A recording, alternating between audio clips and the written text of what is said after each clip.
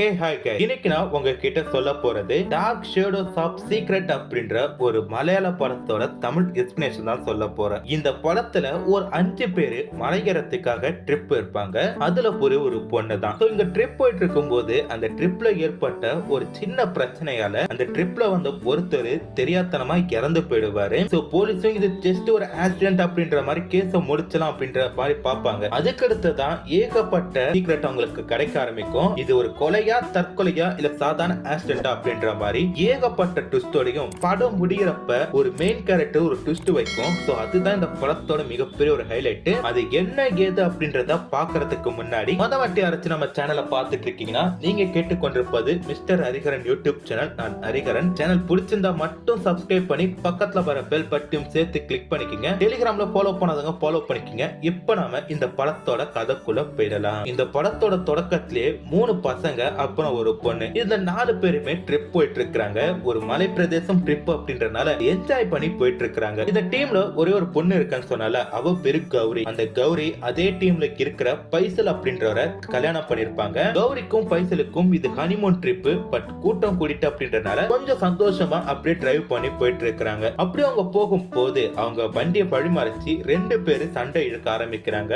ஏண்டா 3 பசங்க ஒரே ஒரு பொண்ணு மட்டும் கூட்டு போறீங்களே, கூட நாங்களும் வரலாமா அப்படின்ற மாதிரி அசிங்கமா பேசி சண்டை போட்டுட்டு இருக்காங்க. அப்படியே கொஞ்சம் கை கலப்பா மாறிட்டு இவங்க 2 பேருமே 4 பேருமே பக்கத்துல ஊர்ல இருக்கிற ஒரு ஃப்ரெண்ட பாக்கிறதுக்காக வந்திருக்காங்க. அவன் கிட்ட போன் போட்டு இந்த மாதிரி சொல்லும் போது அவன் அந்த பிரச்சனையை அப்படியே சமாதானம் பண்ணி வைக்கிறான். இந்த வழிமறைச்ச 2 பேரால இவங்க 2 பேருக்குமே செம்மையா டென்ஷன் ஆயிட்டு போல இருக்கு. சரி இப்படியே அந்த சண்டையெல்லாம் முடிச்சிட்டோம், ஃப்ரெண்ட மீட் பண்ணி பேசலாம் அப்படின்ற மாதிரி போறாங்க. அந்த ஃப்ரெண்ட மீட் பண்ணி வரும்போது செம்ம பெரிய சண்டை ஆயிட்டு செம்ம டென்ஷன் இருக்கேன், சீக்கிரம் சாப்பாட போடுங்க அப்படின்ற மாதிரி கத்திக்கிட்டு அங்க இருக்கிற எல்லாரும் சாப்பிட்டுட்டு அன்னைக்கு நைட்டு ஃபன்னோட முடிச்சிட்டு இருக்காங்க. இப்ப மறுநாள் காலைல பக்கத்துல இருக்கிற ஒரு ஃபாரஸ்ட சுத்தி பார்க்கலாம் அப்படின்ற மாதிரி கிளம்பிட்டு இருக்காங்க. போறதுக்கு முன்னாடி சில திங்ஸ் எல்லாத்தையுமே எடுத்து வச்சுக்கிட்டு அட்டைப்பூச்சி கடிக்காம இருக்கிறதுக்காக லோஷன், சன் லோஷன் அப்படின்ற ஏகப்பட்டதை எடுத்துட்டு போறாங்க. இந்த காட்டை சுத்தி பார்க்கணும்னா ஃபாரஸ்ட் ஆஃபீஸர் நிறைய அனுமதி கேட்கணும் அப்படின்றதுக்காக அவர் சில நிபந்தனைகளோட உள்ள போறதுக்கு அனுமதி கொடுக்கிறாரு. இவங்க எல்லாருமே அந்த காட்டுக்குள்ள ரொம்ப சந்தோஷமா போயிட்டு இருக்காங்க. அப்பதான் அதே டீம்ல ராபின் அப்படின்ற ஒரு நபரை காட்டுறாங்க.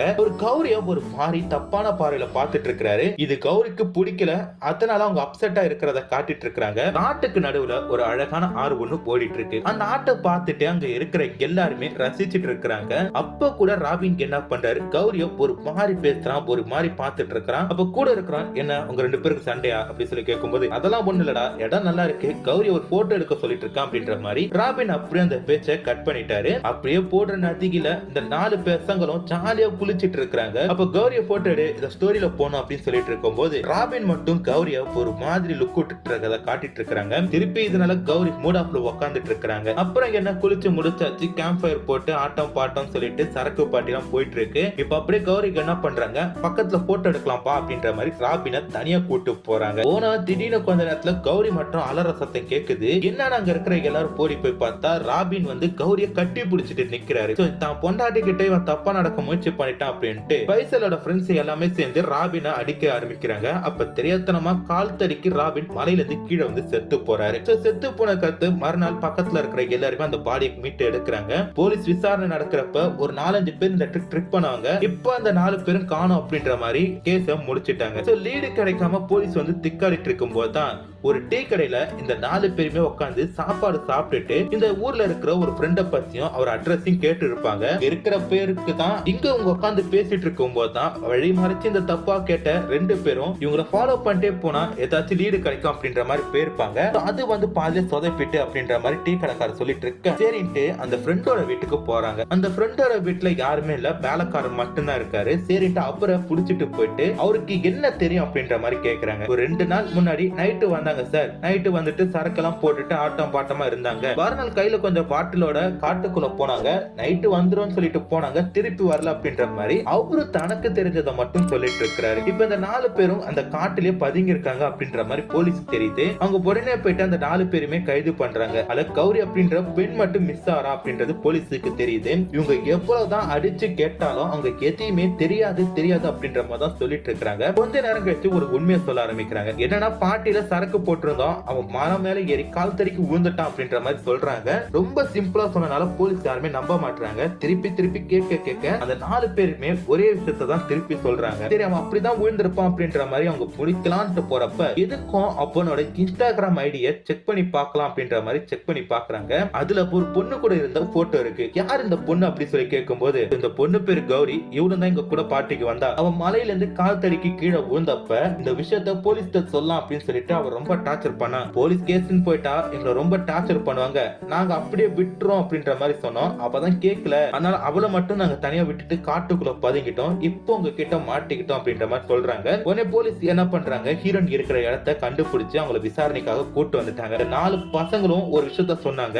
அதையே கௌரி சொன்னாங்கன்னா இந்த கேஸ் ஒரு சாதாரண ஆக்சிடென்ட் அப்படின்ற மாதிரி முடிச்சலாம் அப்படின்னு சொல்லி பார்த்தாங்க. ஆனா ஹீரோயினுக்கு என்ன பண்றாங்க, ஒரு உண்மையை சொல்றாங்க. என்னன்னா போட்டோ எடுக்க போறப்ப கால் தடிக்கு ஃபர்ஸ்ட் நான் தான் விழ போனேன், என்ன பிடிக்கிறதுக்காக அவன் வந்தான், நாங்க 2 பேருமே ஸ்லிப் ஆக பார்த்தோம், அப்ப கட்டிட்டேன். அங்க இருந்து பார்த்த அந்த 4 பேரும் தப்பா நினைச்சுக்கிட்டு எங்களை அட்டாக் பண்ண பார்த்தாங்க. அதனால தான் அவன் கால் தடிக்கு கீழே வந்துட்டான். சோ இதனால எனக்கு லைட்டா பயம் வந்துட்டு நான் போலீஸ் கிட்ட போவேனா அப்படின்ற மாதிரி காட்டுல பதுங்கிக்கிட்டான் அப்படின்ற மாதிரி சொல்றாங்க. சரி இந்த பொண்ணு சொல்ற உண்மைதான் அப்படின்ற மாதிரி போலீஸ் முடிவு பண்ணிட்டாங்க. இதுக்கும் ஒரு வாட்டி சிசிடிவி கேமரா செக் பண்ணாம அப்படின்னு சொல்லிட்டு காட்டுல இருக்கிற கேமரா எல்லாத்தையுமே செக் பண்றாங்க. அதுல ஹீரோன் சொன்ன மாதிரி பொண்ணுமே ரெக்கார்ட் ஆகல. ஹீரோனும் ராபிட் 2 பேருமே முறைச்சிக்கிறதா எல்லா சிசிடிவியுமே ரெக்கார்ட் ஆயிருக்கு. இதனால திருப்பி கௌரி கிட்ட போயிட்டு அங்க என்ன நடந்துச்சு மறக்காம சொல்லு, உன்னை மாட்டி விட்டுரும் அப்படின்ற மாதிரி சொல்றாங்க. அப்பதான் கௌரி ஒரு மிகப்பெரிய ஒரு உண்மையை சொல்றாங்க. என்னன்னா ட்ரிப் போறதுக்கு ஒரு நாள் முன்னாடி கௌரி அவங்க வீட்டுல வேறொரு ஆண் கூட தொடர்புல இருந்திருக்காங்க. அத ராபின் பார்த்துட்டாரு. இது பத்தி கேட்கும் போது இல்ல ஒன்னும் இல்ல அப்படின்ற மாதிரி ஃபர்ஸ்ட் கௌரி சமாளிச்சிருக்காங்க. இதே தான் ட்ரிப்போல கூட அவர் சொல்லிட்டு இருக்காரு. சில இடத்துல பிளாக்மெயில் பண்ற மாதிரி சொல்லி காட்டிட்டு இருக்காரு. இது கௌரிக்கு பர்சனல் லிஸ்ட்ல இவன் தலையிட கூடாது அப்படின்ற மாதிரி முடிவு பண்ணிருக்காங்க. அதனால அவனை போட்டு தலையலாம் அப்படின்ற மாதிரி பிளான் பண்ணி போட்டோ எடுக்க போலாம் அப்படின்ற மாதிரி கூட்டு போயிருக்காங்க. அங்க போயிட்டு இத கடைசியா முடிச்சுக்க, இதுக்கு மேல கிண்டல்லாம் பண்ணாத, நீ என்ன சொன்னாலும் நான் செய்யறேன் அப்படின்ற மாதிரி சொல்லிருக்காங்க. இதவும் புருஷன் கிட்ட சொல்லிடுறியா அப்படின்ற மாதிரி கிண்டல் பண்ணிருக்காரு. இதனால ஒரு செல்ஃபி எடுத்து அதை போஸ்டா போட்டுட்டு இதையும் போய் உன் புருஷன் கிட்ட சொல்லு அப்படின்ற மாதிரி சொல்லும் போதுதான் கௌரி விழ பாத்துருக்காங்க. சோ அத அவருக்கு தாங்கி பிடிச்சிருக்காரு. அப்ப 2 பேருமே ஸ்லிப் ஆக பாத்துருக்காங்க. அப்பதான் கௌரி காப்பாத்துங்க அப்படின்ற மாதிரி கத்திருப்பாங்க. உடனே அவங்க ஃப்ரெண்ட்ஸ் எல்லாமே பார்த்து ஏதோ தப்பா நடக்குது அப்படின்ற மாதிரி ராபினை அடிக்க பாத்துருக்காங்க. இதை சாக்க வச்ச கௌரி ராபினை தள்ளி விட்டு கொலை பண்ணிட்டாங்க. என்னோட பர்சனல் விஷயத்துக்குள்ள அவன் தலையிடுறது எனக்கு பிடிக்கல, அதனால தான் அவனை கொலை பண்ண அப்படின்ற மாதிரி கௌரி கூலா சொல்றாங்க. இத பார்த்தோன்னே போலீஸுக்கு ஒண்ணுமே புரியல. இப்படி ஒரு பொண்ணு கிட்ட மாட்டிக்கிட்டோமே அப்படின்ற மாதிரி அந்த பொண்ணை அரெஸ்ட் பண்ணி போலீஸ் கூட்டு போறாங்க. இப்ப அப்படியே கட் பண்ணா ஹீரோவோட ஃப்ரெண்ட்ஸ் எல்லாமே ராபின் கூட சந்தோஷமா இருக்கிற மாதிரி காட்டிட்டு இருக்காங்க. அவரு கூட விளையாண்டது, டைம் பண்ணது அப்படியே காட்டியே இந்த படத்தோட கதையை முடிச்சிட்டாங்க. சோ இந்த மாதிரி படங்களோட கதைகள் உங்களுக்கு பிடிச்சிருந்துச்சுன்னா நம்ம சேனலை சப்ஸ்கிரைப் பண்ணி பக்கத்துல வர பெல் பட்டனையும் சேர்த்து கிளிக் பண்ணிக்கங்க. நாளைக்கு இதோட சூப்பரான ஒரு படத்துல சந்திக்கலாம். அது வரைக்கும் டாடா பை பை.